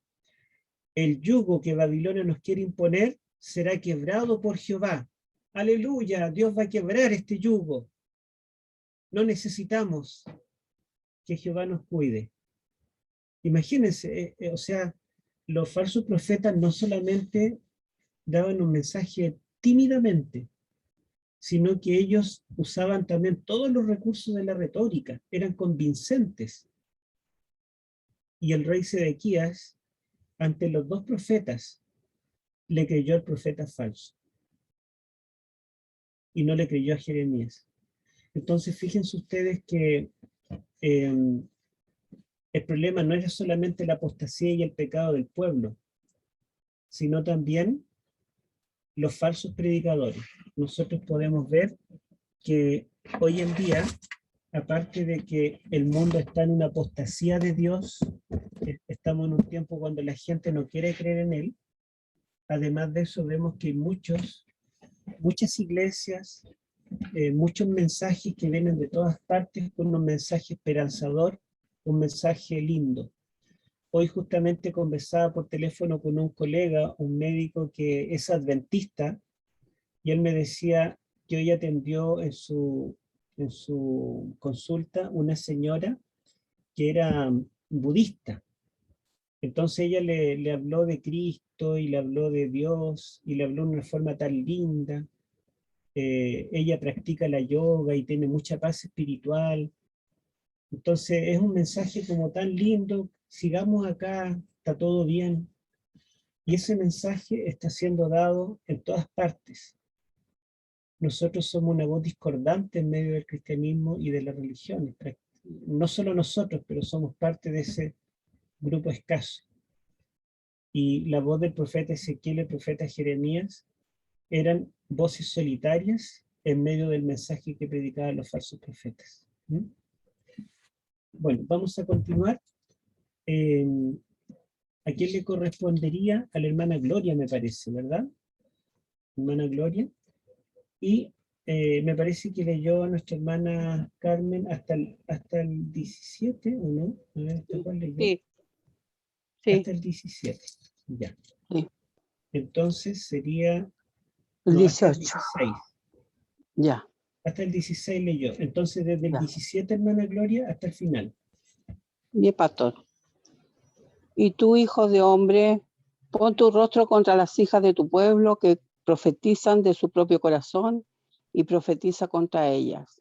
Y di: así ha dicho Jehová el Señor: hay de aquellas cosas que vendas mágicas para todas las manos y hacen velos mágicos para la cabeza de toda edad, para cazar las almas. ¿Habéis de cazar las almas de mi pueblo para mantenerlas así vuestra propia vida? ¿Y habéis de profanarme en mi pueblo por puñados de cebada y por pedazos de pan, matando a las personas que no deben morir y dando vida a las personas que no deben vivir, mintiendo a mi pueblo que escucha la mentira? Por tanto, así ha dicho Jehová el Señor: he aquí que yo estoy contra vuestras vendas mágicas, con que cazáis las almas al vuelo. Yo las libraré de vuestras manos y soltaré que vuelen como aves las almas que vosotros cazáis volando. Romperé asimismo vuestros velos mágicos y libraré a mi pueblo de vuestras manos, y no estarán más como presa en vuestras manos, y sabréis que yo soy Jehová. Por tanto, entristeceréis con mentiras el corazón del justo, al cual yo entristecí, y fortalecisteis las manos del impío, para que no se aparte de su mal camino, infundiéndoles el ánimo. Por tanto, no veréis más visión vana, ni practicaréis más adivinación, y libraré a mi pueblo de vuestras manos, y sabréis que yo soy Jehová. Ya. ¿Está bien ahí? Gracias, hermana. Sí, hasta El el final, pastor. ¿verdad? Sí, Ya. Bueno, ahora si ustedes se dan cuenta, Dios le da un mensaje contra un grupo de mujeres, porque los falsos profetas son hombres en la primera parte de este capítulo 13, pero ahora hay un grupo de mujeres que practican brujería. ¿Mm? Y dice que ellas hacen encantamientos, tienen velos mágicos y pociones y cosas así. Recuerden ustedes que, bueno, ustedes deben saber que los gobernantes hoy en día, los presidentes de la República, consultan a adivinos también y a brujos y a gente, digamos, que dice ver el futuro. ¿Han leído cuando Jeremías, creo que es el que lo dice, Nabucodonosor, fue a pelear contra Egipto? Dice la Biblia que él llevaba consigo a los adivinos y a los magos, y antes de ir a pelear hizo que mataran un carnero y que le revisaran el hígado. Entonces, de acuerdo a lo que el hígado dijera, él iba a ir a pelear, y si el hígado decía que no, no iba a ir a pelear. Y se encontraron en Babilonia manuales para leer el hígado de brujos. Manuales donde el hígado lo tienen dividido en pedacitos como un mapa, y si una parte del hígado estaba, qué sé yo, más oscura o con más grasa o con alguna característica, era una señal de, digamos, de que le iba a ir mal o le iba a ir bien. Y estas mujeres también practican adivinación, hechicerías. El rey Sedequías nunca oyó a los profetas de Dios. Él hizo lo malo ante los ojos de Jehová todo su reinado. Piensen ustedes que el rey Saúl, al principio de su reinado, fue bueno, y él expulsó a todos los adivinos, las brujas, ¿verdad? Pero ¿se acuerdan cuando ya había muerto Samuel, el profeta de Dios? ¿A quién consultó? A la pitonisa de Endor, ¿se acuerdan? Para que le hiciera traer a Samuel. Entonces los reyes de Israel también cayeron en estos pecados, no solamente de tener profetas que eran falsos profetas, Dios no había hablado por ellos, sino también tenían brujos, brujas, hechiceros, y se encontraron en la tierra de Israel, los arqueólogos han encontrado también muñecos de vudú, figuritas de hombres, donde le cortan una pierna o le entierran una espada, y dice el nombre en hebreo, el nombre sobre la persona, fulano de tal, para que esa persona le venga la ruina, muera o qué sé yo. Entonces también ese tipo de prácticas se hacían en Jerusalén en los tiempos de Ezequías, de Ezequiel. Y el mensaje de parte de Dios para ese tipo de personas es que estas personas van a ser castigadas por el engaño que están haciendo y por las prácticas que Dios prohíbe. Porque ustedes pueden recordar que ya en el Pentateuco, principalmente Deuteronomio capítulo 12, Dios prohíbe terminantemente todo tipo de práctica de adivinación, hechicería, magia y todo ese tipo de cosas. Y los judíos que están allí en Babilonia conocen un personaje muy importante en el imperio, que tiene un cargo muy alto, que es Daniel. Y si ustedes recuerdan, junto a Daniel hay una serie de adivinos, magos, astrólogos, que ven la suerte también y todo este tipo de prácticas, pero ellos continuamente fracasan. Cuando Ezequiel está profetizando esto, Daniel ya lleva 15 años en el gobierno de Babilonia. O sea, ya era conocido, ¿verdad? Entonces podían saber por experiencia propia que todos estos brujos, adivinos, magos, astrólogos, eran solamente una mentira. En cambio, Daniel, ¿verdad? Como profeta de Dios, era el que tenía la razón siempre y el que podía descifrar los misterios. Bueno, entonces el mensaje también va contra estas mujeres que practican un tipo de de arte mágica, ¿verdad? Y que a través de estos encantamientos están engañando al pueblo y engañando al rey. Tanto los falsos profetas como estas damas que practican la brujería serán también recompensadas por el mal que están haciendo. Bueno, y el capítulo 14 no lo vamos a estudiar hoy, pero yo quiero leer solamente, por el tiempo, quiero que leamos el versículo 14, miren, para que ustedes vean que el profeta Ezequiel conocía a Daniel. Versículo 14. A ver, hermana Viviana. Ya, 14. ya. Y aunque estuvisteis en medio de ella, estos tres varones, Noé, Daniel y Job, solo ellos por su justicia librarán sus propias almas, dice el Señor Jehová. Dice que el pecado de Judá es tan grave que aunque estuvieran en medio de la ciudad, ¿quiénes?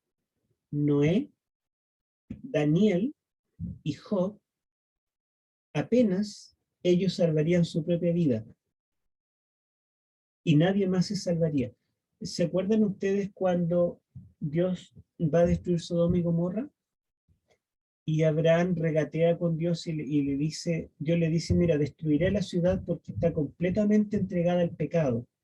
Entonces Abraham intercede y le dice, Señor, pero ¿qué pasa si en la ciudad hubiera 50 personas justas? ¿Destruirías toda la ciudad aunque hayan 50 personas justas? O sea, lo que estaba diciendo Abraham era que por esas 50 personas perdonara toda la ciudad. Y Dios le dice, mira, si hay 50 personas justas, no destruiré a nadie. Todos se salvarán. Y Dios sigue su camino, y Abraham va detrás y le dice, perdón, disculpa, ¿y si hubieran 40? Y Dios se da vuelta, mira, si hay 40 tampoco lo destruiré. Y Dios sigue su camino hacia Sodoma. Y Abraham sigue, perdón, ¿y si hay 30? Y Abraham comenzó a bajar la cifra hasta que llegó a 10. Y le dice, pero Señor, por último, disculpa, la última palabra que digo, no hablo más. Si hubieran 10 personas, ¿destruirá la ciudad? Y Dios le dice, si hubieran 10 personas justas, no destruirá la ciudad. Y la verdad es que no habían ni siquiera 5. A pesar de que Lot había estado años predicando en Sodoma. Lot había dado ejemplo, había predicado, había dado el mensaje en todas partes, pero a pesar de eso ni siquiera hubo 10 personas justas en Sodoma. Entonces acá dicen que estén 3 personas que son extremadamente justas en medio de la ciudad no se puede salvar, morirán igual. Solo se salvarán ellos 3 por su propia justicia. Pensemos que Noé vivió en un tiempo de plena apostasía, ¿se acuerdan? Dice que la maldad del hombre era extrema hasta que Dios decidió poner fin al mundo. Y el único que se salvó fue Noé y su familia. 8 personas. Tampoco alcanzaron a ser 10. Job. Recordemos que Job sufrió los castigos o los juicios más terribles, ¿verdad? Pero a pesar de eso, la Biblia lo califica como un varón perfecto, recto, temeroso de Dios y apartado del mal. Así como Noé era un hombre justo y caminó con Dios, Job era un hombre justo y perfecto en sus caminos. Y a pesar de todo lo que sufrió, dice la Biblia que Dios lo restauró finalmente. O sea, Job no pereció, logró rescatar su vida. Y así también Noé.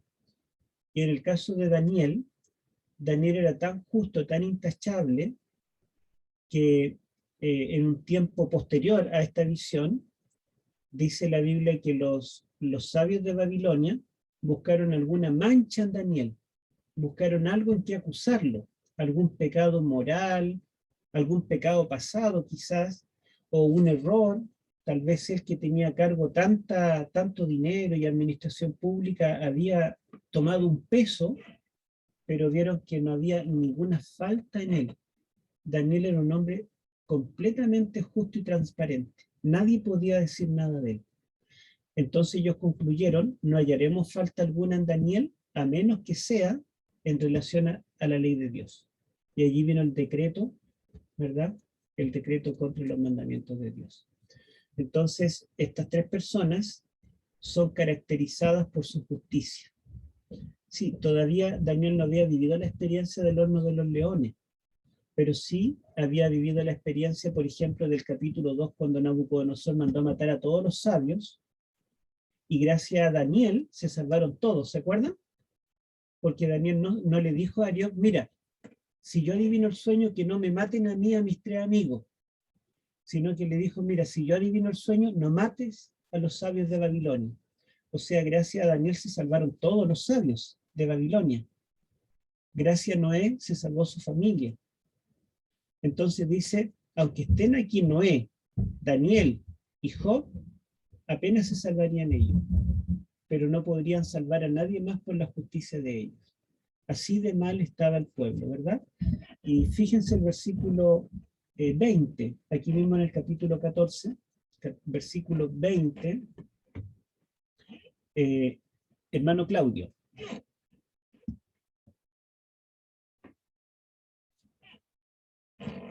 ¿Cuánto va a estar el 14:20? 14:20, ¿sí? Y estuviesen en medio de ella Noé, Daniel y Job, vivo yo, dice Jehová el Señor, no librarán a hijo ni a hija. Ellos por su justicia librarían solamente sus propias vidas. O sea, ahora les dice, mira, aunque estén Noé, Daniel y Job acá, personas completamente justas, íntegras, rectas, ni siquiera podrían salvar a sus hijos.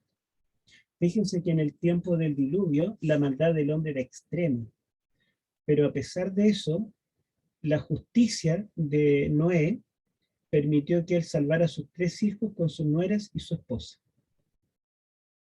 Pero dice ahora, el pecado es peor que en el tiempo del diluvio. Jerusalén está haciendo más mal que lo que hicieron los antediluvianos, cuando todo pensamiento del hombre iba de continuo solamente al mal. Entonces Noé pudo salvar a sus hijos, a pesar de que él era el justo, pero ahora no lograría salvar ni siquiera a sus hijos. Y vamos a leer un último texto en el capítulo 28, versículo 3, y este lo va a leer la hermana Carmen Luz. 28, versículo 3. Dice, ¿eres tú acaso más sabio que Daniel? ¿Acaso no hay secreto que te sea oculto? Con tu sabiduría y prudencia has adquirido riquezas, has acumulado oro y plata en tus tesoros. Con la grandeza de tu sabiduría en tus tratos comerciales has multiplicado tus riquezas. Y a causa de tus riquezas... Dejémoslo hasta ahí. El versículo 3 me interesa, que menciona a quién ahí. ¿Sabio Daniel? Daniel, ¿verdad? Y está hablando del rey de Tiro, el rey que con su sabiduría se hizo magnate, ¿verdad? Logró venderle a todo el mundo, le copiaba los inventos a todo y él los vendía, los multiplicaba. Y dice, ¿acaso eres tú más sabio que Daniel? O sea, Ezequiel está hablando en el capítulo 14 de un Daniel que se caracteriza por ser intachable, un hombre justo. Y en el capítulo 28, ¿verdad? Está hablando de Daniel como un hombre sabio, un ícono de sabiduría, ante quien ningún secreto se esconde. Recuerden que todos los secretos, los misterios, la escritura en la pared, los sueños que nadie podía adivinar, Daniel sí los podía interpretar. Entonces, esto es interesante porque ustedes saben que hoy en día ningún teólogo cree que Daniel existió. Piensan que es un personaje inventado, de una leyenda. Pero Ezequiel, que fue contemporáneo, habla de Daniel. Y yo quiero mostrarle una diapositiva, se la muestro así brevemente. Les muestro brevemente cómo ellos explican estos textos. Allí coloqué uno de los versículos, que es Ezequiel 14:14, y no lo voy a leer todo, pero dice que si estuvieran estos tres varones en medio de ella, en medio de la ciudad, Noé, dice aquí, Daniel y Job. Aquí están los tres nombres, Noé, Daniel y Job. ¿Por qué Daniel aparece dos veces y aparece con paréntesis redondo y después con paréntesis cuadrado? Resulta que lo que aparece en el texto de la Biblia hebrea que se usa hoy es este nombre, Daniel, pero en el paréntesis cuadrado está la forma como se escribe el nombre de Daniel en el libro de Daniel. Entonces aquí nos está mostrando que aunque los dos, digamos, se lee Daniel, no es exactamente igual. Yo sé que ustedes no leen hebreo, pero ustedes pueden ver que esta letra, esta sílaba, está acá, esta letra está acá, pero aquí hay una letra chiquitita que es la yod, que no está acá. Después viene esta otra letra, que está acá también, ¿verdad? Y esta última letra que también está. O sea, es el mismo nombre, pero hay una pequeña letrita ahí al medio de la palabra, que se llama yod, que no está en el Daniel que menciona Ezequiel. Entonces, lo que dicen los críticos hoy en día, citan la epopeya de Akats, que es un héroe ugarítico de una leyenda que habla de, digamos, las peripecias que hace Akkad, y dentro del relato de Akkad, él habla de su padre, diciendo que su padre es un rey, y le llama Danil, en realidad Danil, y lo describe como el que juzga la causa de la viuda y resuelve el caso de los huérfanos. Esta frase quiere decir, ¿verdad? Si él juzga a la viuda, una viuda que no tiene cómo recompensarlo, y no se olvida, resuelve el caso, ayuda, ¿verdad?, a los huérfanos, eso quiere decir que este Daniel es justo. Entonces los críticos dicen que acá este Daniel, que se podría leer Daniel o Danel, en realidad no se está refiriendo al personaje bíblico Daniel, porque ellos piensan que no existió, sino que ellos creen que se está refiriendo a este rey ugarítico. Ugarit es un reino que estaba en Canaán. Entonces ellos dicen, seguramente era conocido por su sabiduría y por su justicia, y por eso es que Ezequiel lo pone como ejemplo. Y algunos dicen también que Noé, al mencionar a Noé, tampoco es el Noé bíblico, porque el nombre Noé aparece dentro de los nombres divinos de los amorreos, que era otro pueblo antiguo entre los siglos XIX y XVIII antes, bueno, aquí puse después de Cristo, pero en realidad antes de Cristo. Así que algunos dudan de que sean los personajes bíblicos, pero en cuanto a Noé, en realidad nadie duda de que él, digamos, fue el único justo en el tiempo del diluvio, y se salvó él y su familia por su justicia, pero todos los demás perecieron. En cuanto a Daniel, esta única referencia a este rey ugarítico, ¿verdad? Es muy poco, ¿verdad? Y no es igual, es Danil, este es Danel o Daniel, se puede leer de las dos formas. Y por otro lado, ¿verdad? Job, bueno, el único Job que se conoce en todo el antiguo cercano oriente y en la Biblia es el Job de la Biblia, en el libro de Job. Entonces se menciona a personajes bíblicos, Noé y Job, sería extraño que mencione un rey pagano, un rey ugarítico, como ejemplo de justicia. Aunque sea un hombre justo, parece extraño. Ahora, ¿por qué aquí no aparece esa letrita que es la yod? Porque si es el mismo Daniel, del libro de Daniel, ¿por qué en el libro de Daniel él se llama así, con la yod, y aquí se llama Daniel sin la yod? Y bueno, la verdad es que en el idioma hebreo los nombres son un poco dinámicos y no siempre se incluyen todas las letras. El mismo nombre de Jeremías, por ejemplo, a veces se llama Yirmeyahu y a veces se llama Yirmeyah. O sea, la Ju final no está siempre dentro de su mismo libro. Desaparece en realidad una letra, que es la Bau, en la U final. Algunas veces se escribe su nombre con la U y otras veces sin la U, se le saca. En el libro de Esdras aparece mucho el nombre de Josué, porque Josué, no el Josué del tiempo de Moisés, sino el Josué del tiempo de Ciro, del rey Ciro, el que lideró al pueblo judío que salió de Babilonia y reconstruyeron el templo. Ese Josué, en el mismo libro de Esdras, a veces aparece con una letra y a veces aparece sin esa letra. Entonces los nombres hebreos son dinámicos y dentro de un mismo libro incluso pueden aparecer con alguna variante. Por otro lado, el nombre Daniel, y yo se lo voy a escribir acá,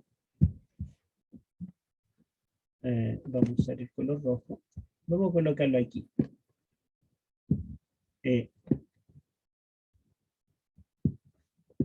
Esta parte que es Dan significa juez. Después, la palabra El es la abreviación de Dios, Elohim. Y la Yod al medio significa mi, mío. Juez de mí es Dios, o Dios es mi juez. Pero resulta que esta referencia personal, Daniel lo puede decir. Daniel, al pronunciar su nombre, puede decir: yo soy Daniel, mi Dios es mi juez. Pero otro que hable de él, no es muy propio que diga Dios es mi juez. Podría decir Dios es su juez. Entonces es posible que la Yod, Ezequiel conscientemente la sacó porque significa mío, el juez de mí o mi juez. Así, por ejemplo, el nombre Jehová o Yahvé, que significa yo soy, o yo estoy, significa yo soy cuando Dios lo pronuncia, pero Dios le dice al pueblo: ustedes me llamarán así, Él es o Él está, en tercera persona. Así que tiene una variación. La primera letra del nombre divino cambia cuando está en sus labios y cuando está en los labios del pueblo. La primera letra se cambia. Entonces, esos motivos, entre otros, hacen que nosotros pensemos que no es imposible que el Daniel que menciona aquí sea el mismo Daniel contemporáneo con Ezequiel, que ya lleva 15 años en el palacio de Babilonia y que es destacado por su sabiduría y también es destacado por su justicia.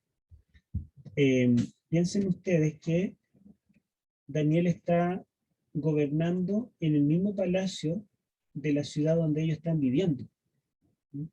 Y piensen ustedes, por ejemplo, que si nosotros, bueno, la mayoría somos chilenos o sudamericanos, pero de pronto nos vamos a vivir a, pongamos un país cualquiera, Alemania. Somos una colonia de latinos allí. Quizás no vivimos todos en la misma ciudad, pero de pronto hay un sudamericano, un chileno, un argentino, que llega a ser el brazo derecho del presidente de Alemania. ¿Creen ustedes que para nosotros no va a ser conocido? No vamos a decir, miren, el ministro del Interior es chileno, o argentino, o peruano. Nos vamos a sentir como orgullosos y vamos a mencionarlo, aunque sea contemporáneo. Porque algunos dicen, bueno, pero Enoc es muy antiguo, antes del diluvio. Perdón, Enoc yo puse, pero Noé. Y Job también es un personaje muy antiguo, y Daniel es contemporáneo. Claro, es contemporáneo, pero de los contemporáneos, ¿quién podía ser ejemplo de virtud? ¿Podía ser ejemplo de virtud del rey de los judíos, que era hijo de David? Para nada, ¿verdad? Y ningún otro. Entonces Daniel era la persona más encumbrada, más justa y más sabia que él podía colocar como ejemplo. Pero ni aun Daniel, en medio de Jerusalén, podría librar a Jerusalén de los juicios que le van a venir. Eso se los comento porque ustedes van a encontrar por ahí en comentarios bíblicos o quizá en predicadores de otros lugares que les van a decir que ese Daniel no es el mismo Daniel de la Biblia, que no se escribe exactamente igual, pero hay razones que en hebreo los nombres no se escriben siempre exactamente igual, pero no quiere decir que no sea el nombre de ese personaje. Y hemos terminado bien, ¿verdad? Antes de las 10. Si hay alguna pregunta, podemos comentarla. Y si no, podemos concluir.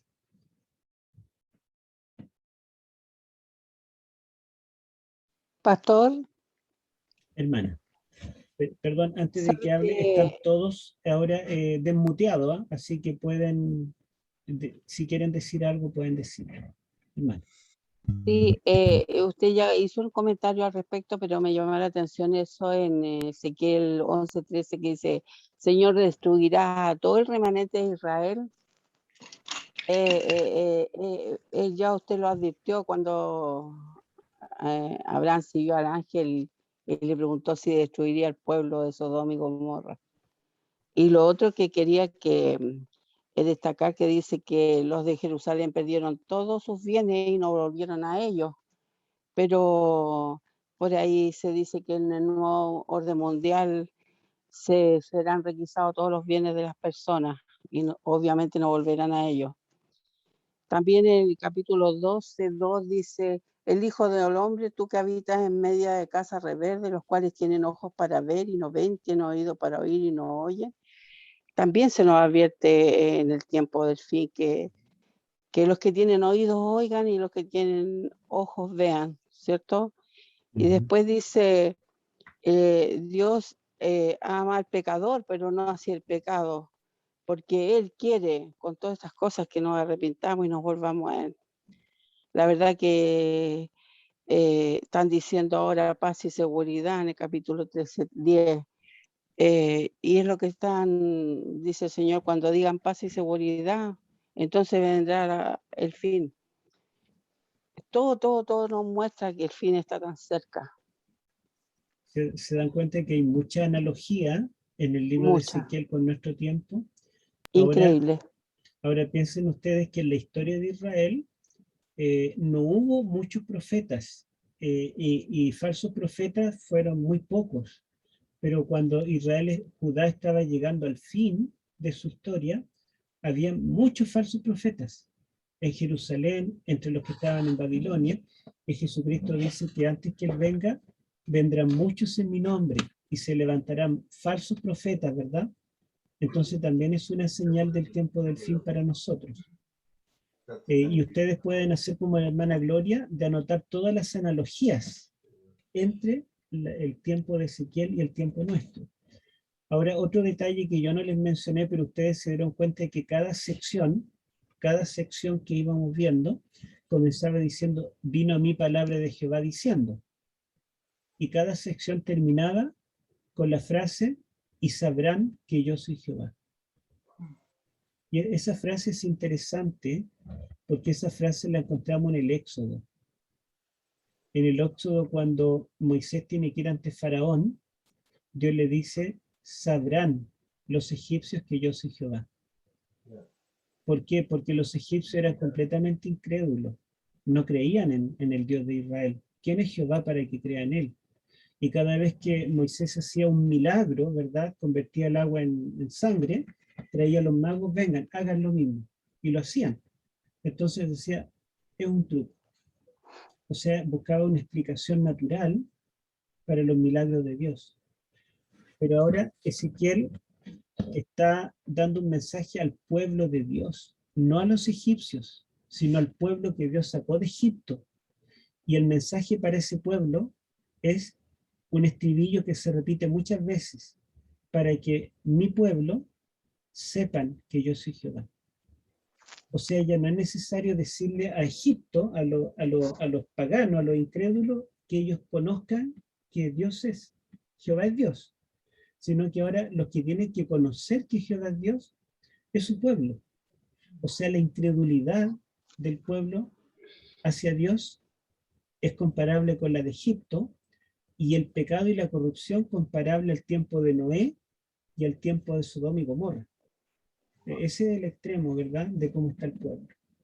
Sí, pastor, otra cosa que a mí me llama la atención, que sabemos todos que estamos en el tiempo del fin y como que no hay una inquietud en el pueblo de Dios, como que yo llamo a muchas hermanas y le digo, mire hermanas, podemos estudiar juntas, podemos tener una comunicación, y no, muchas tienen que hacer, muchas no están dispuestas a velar, a orar.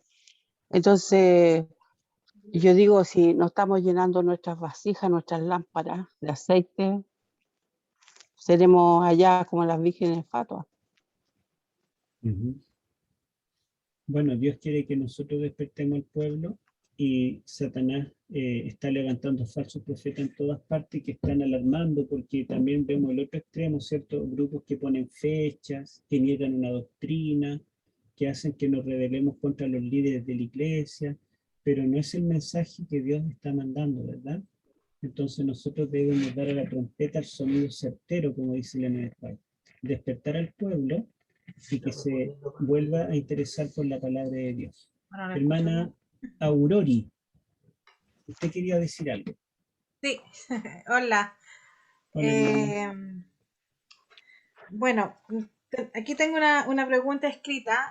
Como siempre hemos sabido que toda la enseñanza de la Biblia es para nuestra época, ¿cierto? Ujú. Que tenemos que tomarla así. Y la pregunta es, con respecto a los profetas que hablaban mentiras en ese tiempo, ¿cómo Ujú. nosotros podemos compararlo en estos tiempos? O sea, ¿cuáles serían nuestros profetas mentirosos, por decirlo de alguna manera, en la actualidad? ¿Ah? ¿Cómo en nuestra denominación podemos ver si hay alguna predicación o algo que nos estén llevando a la calma, digamos, con lo que viene y no ser alarmantes? O como yo he escuchado de pastores, que yo no sé al final si son disidentes, no son disidentes, porque dicen que sí, después dicen que no, y alarman de una manera bien, eh, como hasta que da miedo, una cosa así. Ujú. Y entonces, ¿cuál será la reacción nuestra ante eso? Si hay Mira, infiltraciones en nuestra iglesia, si va a haber infiltraciones, que estén ahí quién sabe cuánto tiempo y están ahora a lo mejor hablando cosas que no corresponden. No sé si me expreso bien en la pregunta. sí, se expresa bien. Mire, yo veo más nítido los falsos profetas. Disculpa, eh, Héctor. eh, Disculpa, Héctor. ¿Podrías hablar un poco más fuerte? Porque ya, ya. ya, ¿me escuchan ahora? ¿Me escuchan bien? Sí, Ya. Entonces, eh, Ezequiel es un individuo, pero él representa el remanente fiel, que es un grupo, ¿verdad? Corporativo. El pueblo de Dios eran los judíos. Hoy el pueblo de Dios es el mundo cristiano judío, los que creemos en el Dios de la Biblia. Entonces podemos decir que nosotros somos como Ezequiel, pero los falsos profetas, que en ese tiempo también eran individuos, yo los veo como corporaciones, como iglesias. Y hoy en día la mayoría de las iglesias dice que el fin es algo a largo plazo. El mundo cristiano espera que venga un rapto primero y después recién se comenzarán a cumplir las profecías de Daniel y Apocalipsis.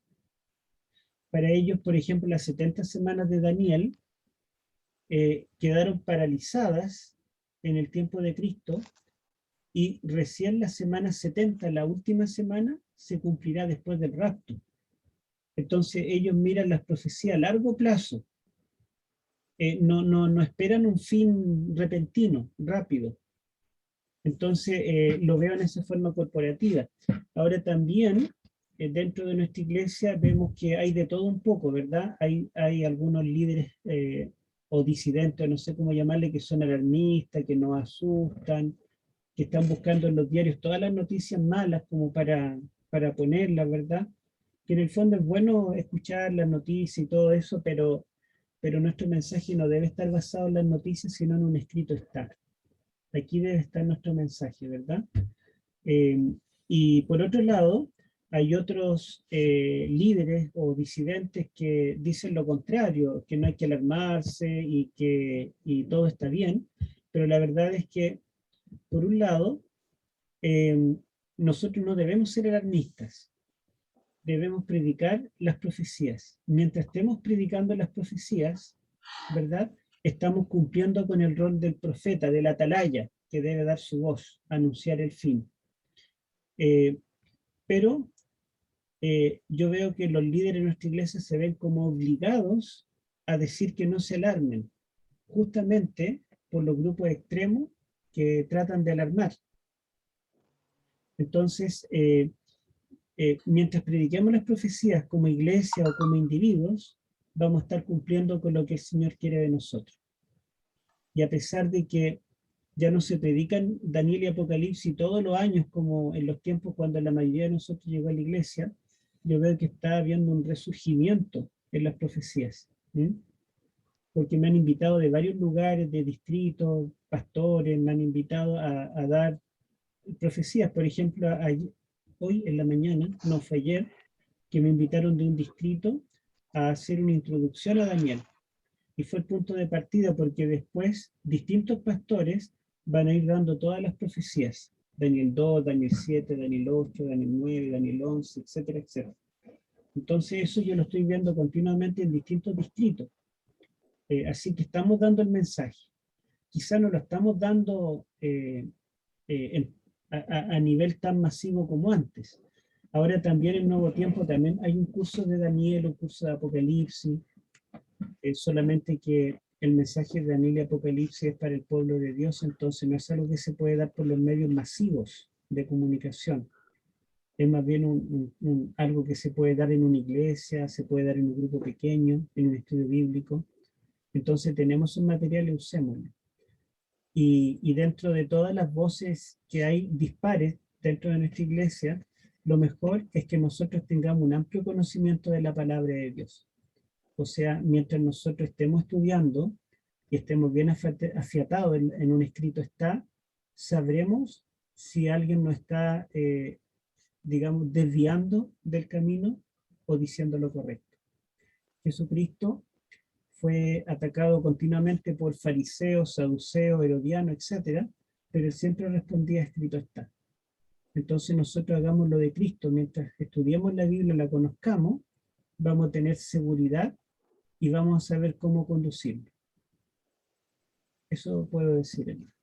Sí, pero pastor, pero si bien es cierto, para eso tenemos que estudiar y todo, para poder probar los espíritus de qué lado vienen, ¿verdad? Pero también, también la profecía del tiempo del fin no es suave. La Claro. profecía del tiempo del fin no nos advierte de cosas suaves. El Señor es muy claro para hablarlo la verdad. Como dice usted, dar el sonido, la hermana Juárez dice que debemos tocar la trompeta con un sonido certero. Entonces también que no se nos diga en aquellos días, dice, ustedes sabían estas cosas, ¿por qué no las dijeron? Entonces el mensaje también es para un extremo, los que pueden ser alarmistas, como para el otro extremo que los que son pasivos. Como que lo que estamos viendo, parece que vienen 1000 años más, Señor. Cuando el Señor nos dice claramente, cuando veamos estas cosas, saber que el tiempo está cerca. Claro, tampoco debemos pensar, como dice la hermana, que bueno, no hay que ser alarmista, no predico, ¿verdad? Me quedo tranquilo, porque tenemos una misión que cumplir y tenemos un mensaje que nadie más conoce, así que tenemos que darlo. Bueno, no sé si hay alguna última opinión, ya por el tiempo, vamos a dar lugar a una última opinión. El hermano Ramón tiene la mano levantada, pastor. Hermano Ramón, pero es la hermana Aurora, que recién habló.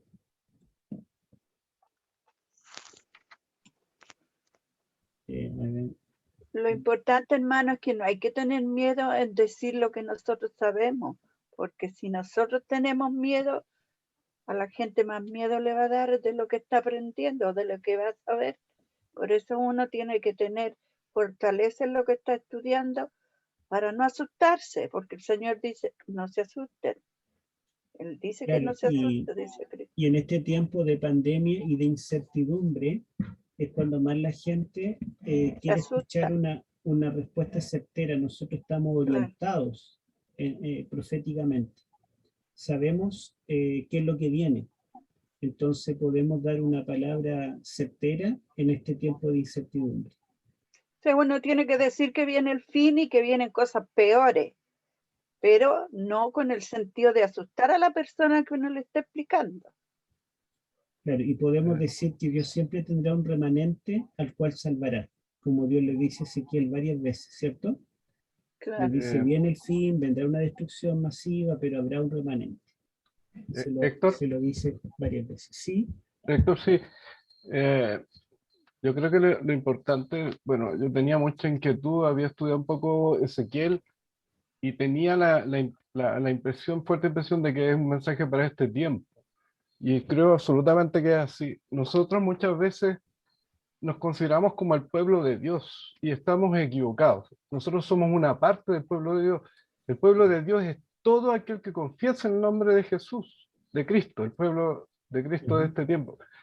Y es más claro que nosotros somos Ezequiel y que nosotros estamos llamando al pueblo de Dios a abandonar la idolatría, porque nosotros en el catolicismo vemos claramente los símbolos de la idolatría, la adoración al sol, la adoración a Baal, a deidades asirias, a deidades egipcias, etc.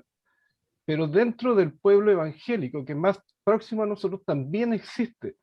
Como el pueblo evangélico se acerca más a la Biblia y estudia un poco más, es más subterránea, está más escondida.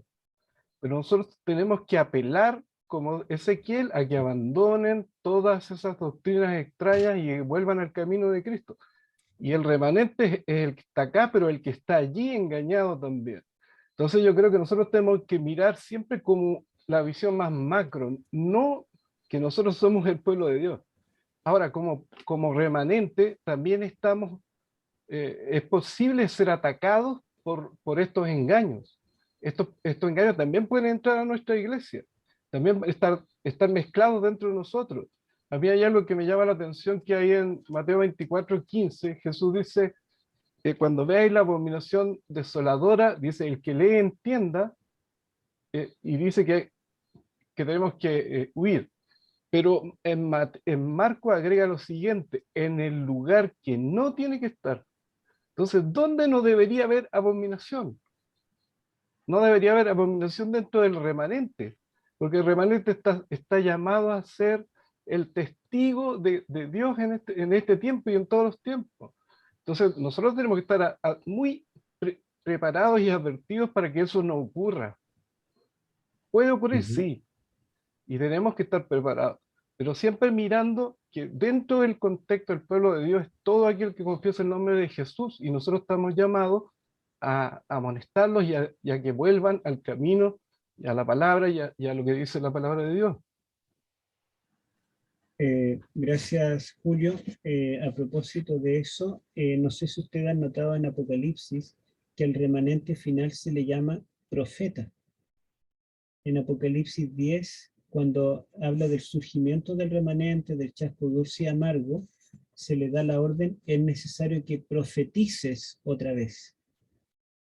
Igual como se le dijo a Ezequiel. Entonces nosotros no predicamos, profetizamos. Y en el capítulo 12, las características del remanente es que guarda los mandamientos de Dios y tiene el don de profecía.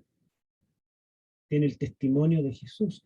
Entonces, nosotros cumplimos la labor de un profeta, y del profeta Ezequiel en particular, por todos los paralelos que hay con el Apocalipsis.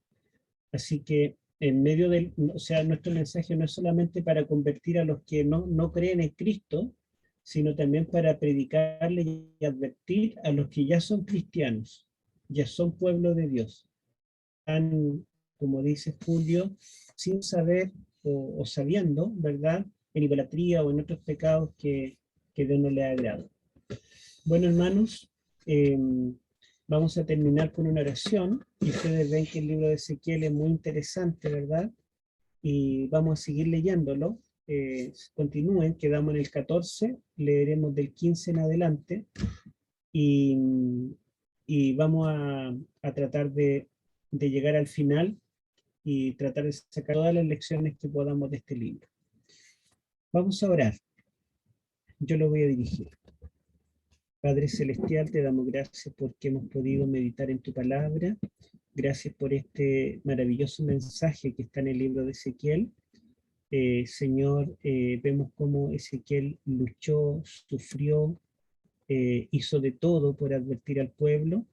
Y Señor, te pedimos que nosotros tengamos el mismo tesón, la misma firmeza que Ezequiel tuvo, y que tú nos des la sabiduría para poder predicar por todos los medios, así como Ezequiel lo hacía de todas las formas.